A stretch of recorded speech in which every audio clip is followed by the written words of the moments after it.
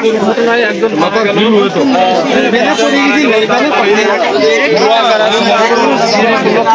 শ্রীপুরি তার স্বামীর বাড়ি, সে কিন্তু এখানে মারা গেল।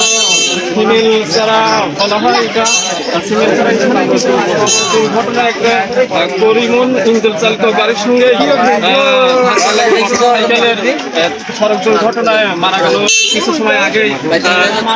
আপনারা যেটা দেখতে পেলেন এই মেয়েটা বিয়ে হয়েছে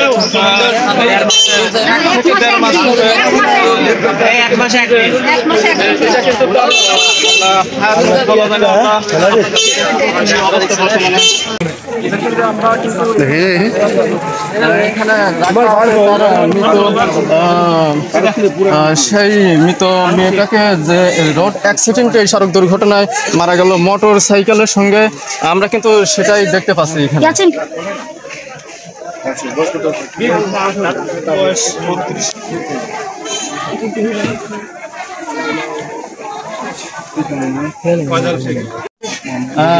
এখানে প্রশাসন এসে কিন্তু তার সমস্ত কিছু কি করছে, যেটা তার আইনগত ব্যবস্থা গ্রহণ করার জন্য কিন্তু এখানে বর্তমান কার্যকলাপ চলছে।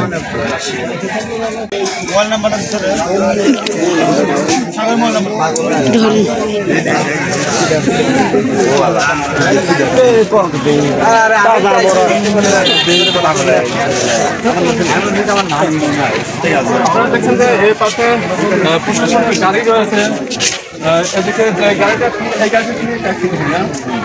এই যে গাড়িটা দেখতেছেন এই গাড়িটার সঙ্গেই কিন্তু সড়ক দুর্ঘটনা ঘটে, আমরা যেটা দেখতে পাচ্ছি।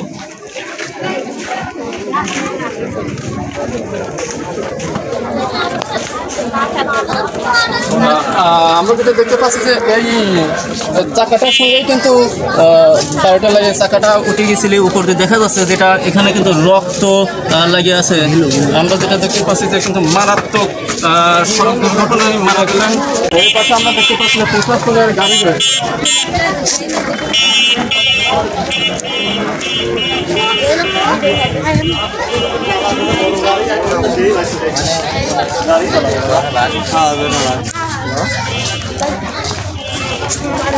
আমরা আপনাদেরকে যতটুকু সম্ভব দেখলাম। এখন তাকে একটু নিয়ে যাওয়া হবে পাবনা সদর মেডিকেল হাসপাতালেই।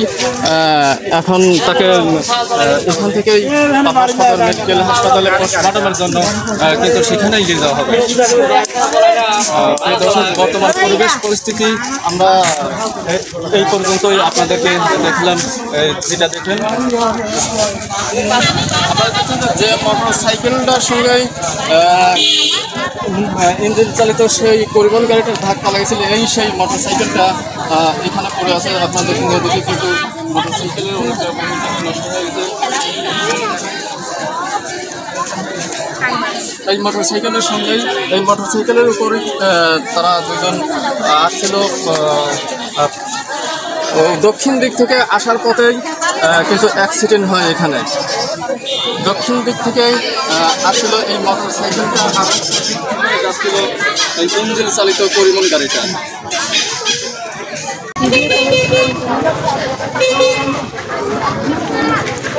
এই পাশে রয়েছে কৈতরি যাওয়ার পথে যে ব্রিজটা, এই কৈতরি শ্রীপুর যাওয়ার পথে যে ব্রিজটা, সেই ব্রিজটা পাওয়ার আগেই কিন্তু রোড অ্যাক্সিডেন্টটা হয়।